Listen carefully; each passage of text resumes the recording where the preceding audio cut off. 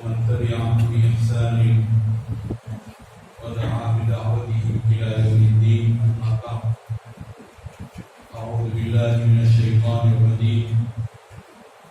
بسم الله الرحمن الرحيم. وإذ تأذن ربكم لئن شكرتم لأزيدنكم ولئن كفرتم إن عذابي لشديد. وقال موسى إن تكفروا أنتم ومن في الأرض جميعا فإن الله لغني حميد.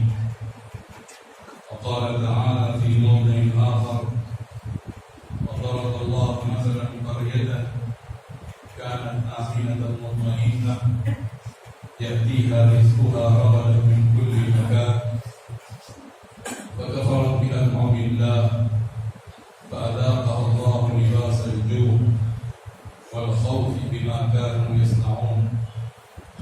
وقال تعالى في موضع ثالث إن الله يدافع عن الذين آمنوا إن الله لا يحب كل خوان كفور. صدق الله العظيم. محترم بزرگوں اور بھائیوں، اللہ رب العزت کا شکر ادا کیا جائے. اللہ تعالیٰ نے ہمیں مسلمان بنایا، اسلام کی دولت عطا فرمائی، ایک اچھی زندگی نصیب فرمائی، دین و دنیا کی راحت عطا فرمائی. انسان اگر اپنا جائزہ لے تو اپنے آپ کو اللہ کے فضل اور اللہ کے کرم میں گھرا ہوا پائے. اللہ رب العزت نے خود قرآن کریم میں یہ بات ارشاد فرمائی وَمَا بِكُم مِّن نِّعْمَةٍ فَمِنَ اللَّهِ وَمَا بِكُم مِّن نِّعْمَةٍ فَمِنَ اللَّهِ. تمہیں جو بھی نعمت حاصل ہے وہ اللہ رب العزت کی طرف سے حاصل ہے. اور اللہ نے یہ بات بھی ارشاد فرمائی وَإِن تَعُدُّوا نِعْمَةَ اللَّهِ لَا تُحْصُوهَا. اگر تم اللہ کی نعمتوں کو شمار کرنا چاہو تو ان نعمتوں کو گن کر شمار نہیں کر سکتے ہو. رسول اکرم صلی اللہ علیہ وسلم کی مبارک عادت یہ تھی کہ آپ صلی اللہ علیہ وسلم یہ فرمایا کرتے تھے اللہم ما اصبح بی من نعمت فمنک وحدت لا شریک لک لک الحمد ولک الشکر. اے اللہ مجھے جو بھی نعمت حاصل ہے وہ تنہا تیری طرف سے ملی ہے. تو اکیلا ہے، تیرا کوئی شریک نہیں. حمد بھی تیری ہے، تعریف بھی تیری ہے اور شکر بھی تیرا ہے. اللہ تعالیٰ نے ہمیں دین کی جو دولت عطا کی ہے اس دولت پر اللہ کا شکر ادا کیا جائے. اس دولت کی اہمیت، اس کا وزن، اس کی قدر و قیمت اور اس کی حیثیت کو ہر انسان محسوس کرے. ورنہ اگر خدا نخواستہ ہم اگر ناقدری کا شکار ہو گئے، ہمارے اندر ناشکری پیدا ہو گئی، اللہ رب العزت کا شکر اس طرح ہمارے دلوں میں نہیں رہا تو پھر ہم سے بڑھ کر بد نصیب اور ہم سے بڑھ کر محروم کوئی اور نہیں ہوگا. ہم دیکھ رہے ہیں اس زمانے میں ہم میں سے ہر ایک شکوہ بھی کرتا ہے. حالات بدل رہے ہیں، حالات بگڑ رہے ہیں، حالات ہمارے حق میں نہیں ہیں اور حالات ہمارے لیے نقصان دہ بن رہے ہیں. حالات ہمارے لیے ہموار نہیں ہیں. دو آدمی آپس میں ملاقات کرتے ہیں، عام طور سے یہ شکوہ زبان پر ہوتا ہے اور بعض لوگوں نے اللہ تعالیٰ ہم سب کو معاف فرمائے اسے ایک فیشن بنا رکھا ہے کہ وہ حالات کا رونا روتے ہیں اور یہ کہتے ہیں کہ حالات صحیح نہیں. میرے بھائیوں، میرے بزرگوں، میرے دوستوں، میرے عزیزوں، حالات کیوں بدلتے ہیں؟ حالات کیوں بگڑتے ہیں؟ کون سے ایسے اسباب ہیں جن اسباب کی وجہ سے حالات بگڑتے ہیں اور کون سے ایسے اسباب ہیں جن کی وجہ سے حالات بنتے ہیں اور صحیح ہوتے ہیں۔ اللہ تعالیٰ نے اپنے پاک کلام میں جہاں تمام مسائل کا حل رکھا ہے، شرط یہ ہے کہ اس حل کو سمجھنے والے لوگ موجود ہوں اور اس کو اپنی عملی زندگی میں لانے والے لوگ موجود ہوں۔ اللہ نے جہاں اپنے پاک کلام میں ہر چیز کا حل بتایا ہے، اللہ نے یہ بتایا ہے کہ حالات بگڑتے کیوں، اور اللہ نے یہ بھی بتایا ہے کہ حالات بنتے کس طرح ہیں، ہمارے حق میں ہموار کس طرح ہوں۔ رسول اکرم صلی اللہ علیہ وسلم نے اللہ کی بتائی ہوئی باتوں کی تشریح فرمائی ہے اور ہمارے سامنے آئینہ لا کر رکھ دیا ہے۔ اس آئینے میں ہم اپنے آپ کو بھی دیکھ سکتے ہیں، اپنے بگڑے ہوئے حالات کو بھی دیکھ سکتے ہیں، اپنے چہرے کے داغ دھبوں کو بھی دیکھ سکتے ہیں، اور چہرے کے داغ دھبے کیا، اپنے دلوں کے، اپنے دماغوں کے اندر جو داغ دھبے لگے ہوئے ہیں ان کو بھی ہم دیکھ سکتے ہیں۔ اللہ تعالیٰ نے قرآن کریم میں یہ بات ارشاد فرمائی ہے کہ حالات ناشکری سے بگڑتے ہیں۔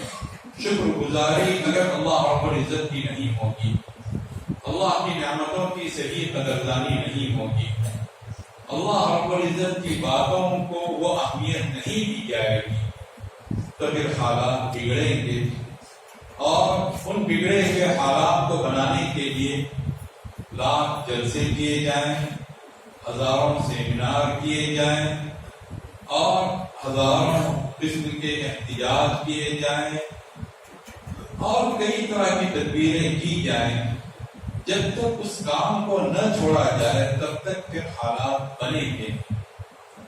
اللہ تعالیٰ نے اپنے پاک کلام میں قوموں پر عذاب کا تذکرہ فرمایا۔ قوم فرعون پر اللہ کا عذاب آیا، قوم فرعون سے پہلے جو قومیں گزری، حضرت نوح علیہ السلام کی قوم، حضرت ہود اور حضرت صالح علیہ السلام کی قوم۔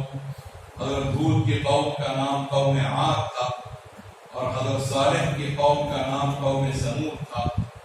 پھر حضرت ابراہیم علیہ السلام کی قوم، جس کا کوئی خاص نام اللہ نے بیان نہیں فرمایا، حضرت لوط علیہ السلام کی قوم، حضرت شعیب علیہ السلام کی قوم۔ ان قوموں پر اپنے عذابات کا اللہ نے تذکرہ فرمایا۔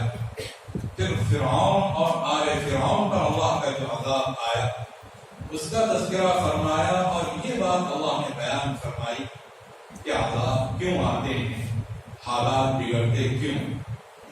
مشرکین مکہ کی طرف اشارہ کرتے ہوئے، جنہوں نے آپ صلی اللہ علیہ وسلم کو تکلیفیں پہنچائی اور حضور اکرم صلی اللہ علیہ وسلم کے کاموں میں رکاوٹیں کھڑی کی، ایمان کی دعوت کو قبول نہیں کیا اور اسلام کے پیغام کو ٹھکرایا نہ مانا، اللہ نے بات ارشاد فرمائی كدأب آل فرعون والذین من قبلهم کفروا بآیات اللہ فأخذهم اللہ بذنوبهم۔ ان اہل مکہ کا حال بھی کچھ ویسا ہی ہے جس طرح فرعونیوں کا حال تھا، اور فرعونیوں سے پہلے جتنی اور معذب قومیں گزری ہیں ان کا حال تھا۔ کفروا بآیات اللہ، انہوں نے اللہ کی آیات کو ٹھکرایا، تو اللہ نے ان کے گناہوں کی پاداش میں ان کو پکڑ لیا، اور اللہ تعالیٰ بہت طاقتور ہے اور اللہ تعالیٰ کی سزا بہت سخت ہے۔ یہ بات ارشاد فرمائی، آگے اللہ نے جو بات ارشاد فرمائی ہے، تمام باتیں ہم تمام کے لیے غور طلب ہیں، فکر انگیز۔ اللہ نے یہ بات ارشاد فرمائی ذالک بأن اللہ، عذاب اس لیے آیا بأن اللہ لم يكن مغيرا نعمة أنعمها على قوم حتى يغيروا ما بأنفسهم وأن الله سميع عليم۔ اللہ کی طرف سے سزا کا فیصلہ اس لیے ہوا اور اللہ کی طرف سے عذاب کا فیصلہ اس لیے ہوا کہ اللہ تعالیٰ کسی قوم پر انعام کرتا، کسی بھی قوم پر، اس میں اللہ نے کوئی شرط نہیں رکھی کہ وہ کس طرح کی قوم ہے، کوئی اللہ کا فضل ہوتا ہے، انعام ہوتا ہے، تو اللہ تعالیٰ اپنی نعمت میں تبدیلی نہیں لاتا۔ کسی پر انعام ہوتا ہے وہ انعام مسلسل جاری رہتا ہے. کب تک جاری رہتا ہے؟ حتی یغیروا ما بانفسہم، یہاں تک کہ وہ قوم خود اپنے اندر کی کیفیت کو بدل دیتی ہے. اندر کی کیفیت کو بدل دینے کا مطلب شکر کی جگہ ناشکری کرنا، قدردانی کی جگہ ناقدری کرنا، اور اللہ کے احکامات کا جو وزن محسوس کرنا چاہیے تھا اور کروانا چاہیے تھا اس وزن کو محسوس نہ کرنا اور محسوس نہ کروانا. اللہ کی نعمتوں کے جو تقاضے ہیں ان تقاضوں کو نہ نبھانا، جن کاموں کے جو نعمتیں دی گئی ہیں ان نعمتوں سے وہ کام نہ کرنا، یہ سب اللہ رب العزت کی نعمتوں کی ناشکری. جب یہ کیفیت ہوتی ہے تو یہ بات یاد رکھیے گا کہ اللہ تعالیٰ جس طرح دینا جانتا ہے لینا بھی جانتا ہے، بلکہ صحیح الفاظ میں چھیننا بھی جانتا ہے. دینے والا وہ مالک، وہ آقا، وہ قادر، اور وہ زمین و آسمان کا پیدا کرنے والا، سب کچھ اس کے ہاتھ میں. اس نے جو نعمتیں ہمیں دی ہیں ان نعمتوں کی اگر قدردانی ہوگی تو اللہ کا فیصلہ یہ ہے، اور اللہ نے اس فیصلے کو کھلم کھلا بیان فرمایا کہ نعمتوں میں اضافہ ہوگا، لازماً ہوگا. اور اگر اضافہ نہیں ہو رہا ہے تو اس کا لازمی مطلب یہ ہے نعمتوں کا حق ادا نہیں کیا جا رہا ہے، یا شکر ادا نہیں کیا جا رہا ہے، یا اللہ کا احسان مانا نہیں جا رہا ہے، یا نعمتیں جن کاموں کے لیے دی گئی تھی وہ کام کیے نہیں جا رہے. آج ہم تمام کو اس کا احساس ہے اور ہر ایک کو احساس ہونا چاہیے، اس کی تدبیریں کرنی چاہیے. کتنے لوگ باہر رہتے تھے باہر سے یہاں آ رہے ہیں، کتنے لوگوں کی نوکریاں ختم ہو رہی ہیں، حالات جن لوگوں نے وہاں پیدا کیے وہ ایک دوسرا مسئلہ. ہم لیکن قرآن کریم کی روشنی میں اگر غور کریں تو اپنے دل پر ہاتھ رکھ کر ہر کوئی بتائے میں ساحل کے رہنے والے تمام لوگوں سے مخاطب ہوں. اللہ نے جو نعمتیں ہمیں دی تھی، کیا ان نعمتوں کے جو تقاضے ہم پر تھے، مال اور دولت کے جو تقاضے اللہ تعالیٰ نے رکھے تھے، ان تقاضوں کو کیا ہم نے پورا کیا، یا ہم نے صرف اپنا آرام دیکھا، اپنی تفریح دیکھی، ٹائم پاس کرنے کے ذرائع ہم نے مختلف قسم کے ڈھونڈے، اور اللہ کا دین، اللہ کی شریعت، اللہ کا پیغام، اللہ کا قرآن، اللہ کے رسول صلی اللہ علیہ وسلم کی ذات کی طرف سے مالداروں پر یا جن پر اللہ تعالیٰ نے نعمتیں کی جو مطالبات تھے ان مطالبات کی ادائیگی میں کوتاہی ہی نہیں. کوتاہی کا لفظ ہو سکتا ہے کچھ چھوٹا پڑ جائے، ہم بہت زیادہ آگے تک شاید چلے گئے. ہمیں اپنا جائزہ لینے کی ضرورت ہے، ہمیں اپنا جائزہ لینے کی ضرورت ہے. یہ جو امتحان کی کیفیت اور صرف ایک محدود پیمانے پر نہ سوچیں، جو مسلمانوں کے ساتھ ہو رہا ہے اس کے تعلق سے بھی سوچیں. ایک ظاہری اسباب ہوتے ہیں، ایک مخفی اسباب ہوتے ہیں. قرآن کریم ظاہری اسباب کو بھی بیان کرتا ہے اور اس سے آگے بڑھ کر مخفی اسباب کو بیان کرتا ہے. کہیں ایسا تو نہیں ہم اللہ کا شکر ادا نہ کرتے ہوں، کہیں ایسا تو نہیں ہمارے دلوں میں دین کی جو قدردانی ہونی چاہیے اس طرح کی قدردانی نہ ہو. کہیں ایسا تو نہیں کہ دنیا اور دنیا کے تماشے ہمیں اتنے عزیز ہو گئے ہوں، اتنے پسند آ گئے ہوں، اتنے محبوب بن گئے ہوں.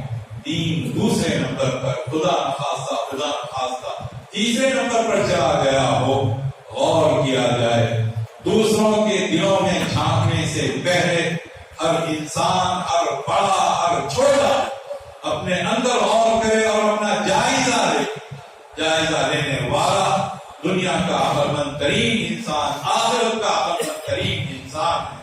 اپنا جائزہ لیا جائے اور اگر خدا نخواستہ کمی پائی جا رہی ہو، کمیاں کس کے اندر نہیں، لیکن انسان دنیا بھر کی نگاہوں میں دھول جھونک سکتا ہے. یاد رکھیے گا، لوگوں کے سامنے وہ اپنے آپ کو اس طرح بنا سکتا ہے جس طرح وہ فی نفسی ہوتا نہیں، لیکن انسان اپنے آپ کو دھوکہ نہیں دے سکتا. انسان تنہائی میں غور کرے، کون کون سی کمیاں ہیں جو ہمارے اندر پائی جا رہی ہیں یا جا رہی تھی اور پائی جا رہی ہیں، ان کمیوں کو کس طرح دور کیا جائے تاکہ ہمارے حالات سنور جائیں، قوم کے حالات سنور جائیں، علاقے کے حالات سنور جائیں، ملک کے حالات سنور جائیں، اور اللہ نے چاہا تو انسانیت کے حالات سنور جائیں۔ قرآن کریم کی آیت ہمیں دعوت دیتی ہے۔ اسی آیت میں اللہ تعالیٰ نے اور آیت میں یہ بات ارشاد فرمائی کہ ضرب اللہ مثلا قرية كانت آمنة مطمئنة، اللہ ایک مثال پیش کرتا ہے ایک بستی کے علاقے کی، کوئی بستی ہے، اور قرآن کریم کی آیات کے اندر محدودیت نہیں ہوتی، آیات ایک آئینہ ہوتی ہیں، اور اس آئینے میں ہر انسان، ہر بستی، ہر صوبہ، ہر ملک، پورا عالم اپنا چہرہ اور اپنے خط و خال دیکھ سکتا ہے۔ کانت آمنة مطمئنة، وہ بستی بہت ہی مأمون تھی، بڑی مطمئن تھی۔ یأتیہا رزقها رغدا من کل مکان، ہر جگہ سے اس کا رزق اس کے پاس آتا تھا۔ ایسی مأمون بستی، شاداب بستی، سرسبز بستی، ہر طرف سے گویا کہ اس کے لیے رزق کا انتظام کیا جا رہا ہے، رزق خود چل کر آ رہا ہے اس کے پاس۔ فکفرت بانعم اللہ، فکفرت بانعم اللہ، اس بستی نے اللہ کی نعمتوں کو ٹھکرا دیا۔ ٹھکرانے کا مطلب یہ کہ اللہ کی ناشکری، ان نعمتوں کے تقاضوں کے مطابق انہوں نے اپنے آپ کو نہیں ڈھالا، تو اللہ نے کیا کیا؟ فأذاقها اللہ لباس الجوع والخوف بما كانوا يصنعون، تو اللہ نے بھوک کا لباس چکھایا یا پہنایا، اور اللہ نے خوف کا لباس ان کو چکھایا۔ اللہ رب العزت کی طرف سے امن اور اطمینان کے مقابلے پر خوف مسلط ہوا، اور اللہ کی طرف سے رزق کی فراوانی کے مقابلے میں بھوک مسلط ہوئی۔ بما كانوا يصنعون، ان کاموں کی پاداش میں جو کام وہ کیا کرتے تھے۔ میرے بھائیوں، میرے عزیزوں، میرے بڑوں، یہاں پر وہ بڑے بڑے علماء کرام موجود ہیں جو میرے لیے بمنزل استاد ہیں، اور یہاں وہ علماء بھی موجود ہیں جن میں سے بعضوں نے ہم سے پڑھا ہے، اور یہاں بڑے حضرات بھی موجود ہیں۔ ہم سب مل کر غور کریں کہ ہم سے کہیں وہ کام تو نہیں ہو رہا ہے جس کے نتیجے میں پھر اللہ رب العزت اپنی نعمتیں واپس دینا شروع کر دیتا ہے۔ اللہ کی نعمتوں کا شکر ادا کیا جائے، اس کی قدردانی کی جائے اور اس کی قدر رکھی جائے، اور جو نعمتیں اللہ نے جن کاموں کے لیے دی ہیں ان کاموں میں ان نعمتوں کو کھپایا جائے، تو پھر حالات بدلے ہوئے دوبارہ بہتر ہو سکتے ہیں، اور بہتر ہی نہیں، اللہ نے چاہا تو پہلے سے اور اچھے ہو سکتے ہیں۔ لیکن شرط شکر گزاری کی ہے، اور شکر گزاری وہ عبادت ہے، یا اسے محض عبادت کہتے ہیں کہ اگر اللہ کا شکر ہوگا تو اللہ کی عبادت ہوگی، اور اللہ کا شکر نہیں ہوگا اللہ کی عبادت کا دعویٰ انسان کرے گا، عبادت نہیں۔ عبادت اللہ رب العزت کی اللہ کے شکر سے وابستہ کر دی گئی۔ یا ایھا الذین آمنوا، یا ایھا الذین آمنوا کلوا من طیبات ما رزقناکم واشکروا للہ ان کنتم ایاہ تعبدون۔ اے لوگوں جو ایمان لائے ہو، جو ہم نے صاف ستھرا رزق تمہیں دیا ہے وہ کھاؤ اور اللہ کا شکر بجا لاؤ۔ اگر واقعی تم اللہ کی عبادت کرتے ہو، اگر تم واقعی عبادت گزار بننا چاہتے ہو، تو سب سے بنیادی ایک بہت بڑا مسئلہ جو ہندوستان کے ایک کونے سے دوسرے کونے تک، بلکہ اگر یہ کہا جائے کہ دنیا کے ایک کونے سے دوسرے کونے تک یہ بہت بڑا مسئلہ بنا ہوا ہے، اور جس کی طرف دھیان کم جاتا ہے اور جس کی طرف توجہ کم ہوتی ہے یا کم دلائی جاتی ہے، وہ مسئلہ ناشکری کا ہے، وہ مسئلہ ناشکری کا ہے۔ اللہ رب العزت کی نعمتوں کی اگر ناشکری ہوگی تو پھر حالات بگڑتے چلے جائیں گے، پھر لاکھ ان کو سنبھالنے کی کوشش کی جائے وہ حالات سنبھالے میں نہیں آ سکتے ہیں، اور اس کا واحد طریقہ یہ ہے کہ اللہ کا شکر ادا کیا جائے، اور یہ کیفیت ہوگی دفاع اللہ کی طرف سے ہوگا، اللہ مدافعت کرے گا، اللہ طرفداری کرے گا، اللہ حمایت کرے گا، اللہ رب العزت ذمہ داری اٹھائے گا۔ قرآن کریم کا وعدہ ان اللہ یدافع عن الذین آمنوا، ان اللہ یدافع عن الذین آمنوا، اللہ مدافعت کرتا ہے اہل ایمان کی طرف سے، اللہ طرفداری کرتا ہے، اللہ تعالیٰ حمایت کرتا ہے، اللہ تعالیٰ ساتھ دیتا ہے اہل ایمان کا، لیکن کب؟ ان اللہ لا یحب کل خوار کفور، اللہ تعالیٰ ان لوگوں کو پسند نہیں کرتا، اللہ کو ہر اس شخص سے نفرت ہے جو خیانت کرتا ہے، جو ناشکر گزاری میں مبتلا ہے۔ خیانت، انسان کو اللہ تعالیٰ نے امین پیدا کیا، وہ ایک امانت دار انسان ہے، دیانتدار انسان ہے، اور اللہ کے دربار میں انسان نے امانت کو اٹھایا تھا۔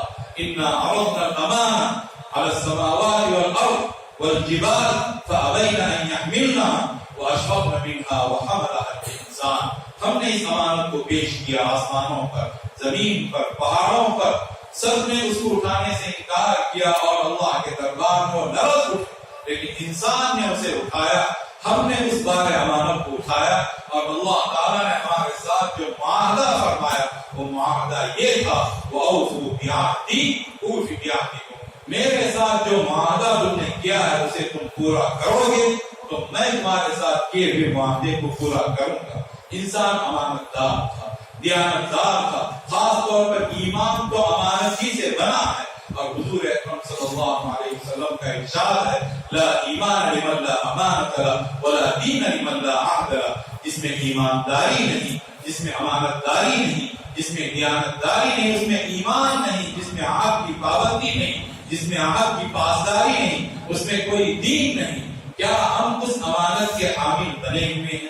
اللہ تعالیٰ نے ہمیں لوگوں پر گواہ بنایا تھا، اور گواہی دینے پر بات کھل کر سامنے آتی ہے۔ نبی اکرم صلی اللہ علیہ وسلم اللہ کی طرف سے گواہ بنا کر اتارے گئے تھے، اور آپ صلی اللہ علیہ وسلم نے گواہی دی ایمان کی، آپ نے گواہی دی اخلاق کی، آپ نے گواہی دی اعمال صالحہ کی، ایک ایک چیز آپ صلی اللہ علیہ وسلم نے اپنی قولی گواہی سے، اپنی عملی گواہی سے ثابت کر کے، واضح کر کے بتا دی۔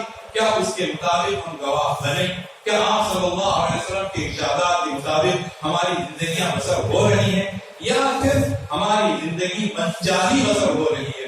موقع ملے گا تو کچھ دین پر عمل کر لیا جائے گا، جب تک ہماری خواہشات اور دین میں کوئی ٹکراؤ نہ ہو، اور اگر کہیں ٹکراؤ پیدا ہو جائے تو پھر خواہشات کو پہلے رکھا جائے گا اور دین کو بعد میں رکھا جائے گا۔ سب سے بڑی خیانت، یہ سب سے بڑی خیانت ہے۔